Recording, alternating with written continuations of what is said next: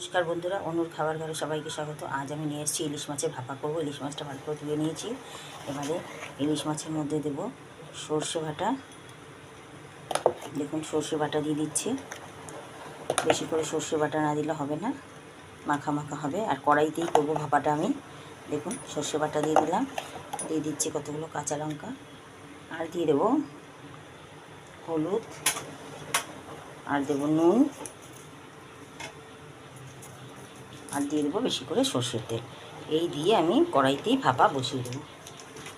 দেখুন কত টেস্টি এবং কত ভালো হয় খেতে। এরকমভাবে ভাপা করে খেলে আর কিছু লাগে না, এক থালা ভাত শেষ হয়ে যাবে।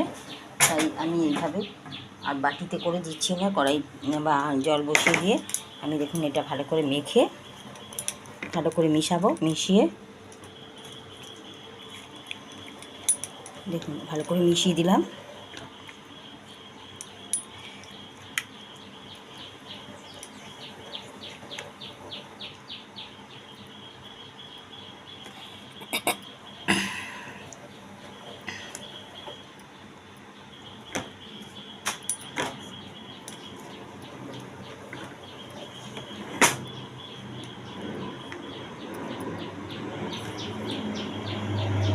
অল্প একটু জল দিলাম যাতে লেগে না যায়, ব্যাস। এটা দিয়ে আমি আস্তে আস্তে ভাপাটা একদম সিম আঁচ করে ঢাকা দিয়ে দিচ্ছি। এইভাবে 5-10 মিনিট হবে। আমি তারপর ফিরে আসছি। দেখবেন ইলিশ মাছের ভাপা একদম রেডি। একদম কম সময়ে আর সহজ পদ্ধতিতে ইলিশ মাছ ভাপা আপনারা বানিয়ে খেয়ে দেখবেন। দেখুন বন্ধুরা, ঢাকাটা খুলে দেখাচ্ছি। ইলিশ মাছের ভাপা প্রায় হয়ে এসছে। আমি একটু উল্টে পাল্টে দেবো, তারপরেই একদম রেডি হয়ে যাবে। একদম খুব তুলতুলে সেদ্ধ হয়ে গেছে। দেখুন উল্টানো যাচ্ছে না, তবু উল্টাতেই হবে একবার করে।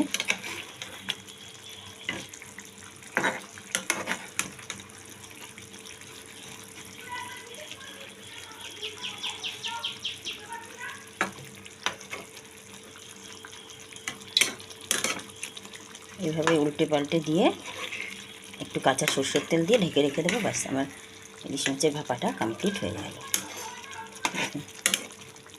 এইভাবে নতুন নতুন রান্না পেতে চ্যানেলটিকে সাবস্ক্রাইব করবেন, লাইক শেয়ার করতে ভুলবেন না। যে যেখান থেকে দেখছেন প্রত্যেককে আমার ধন্যবাদ। দেখুন রঙটাও কেমন হয়েছে, গ্রেভিটাও সুন্দর ঘন ঘন হয়েছে।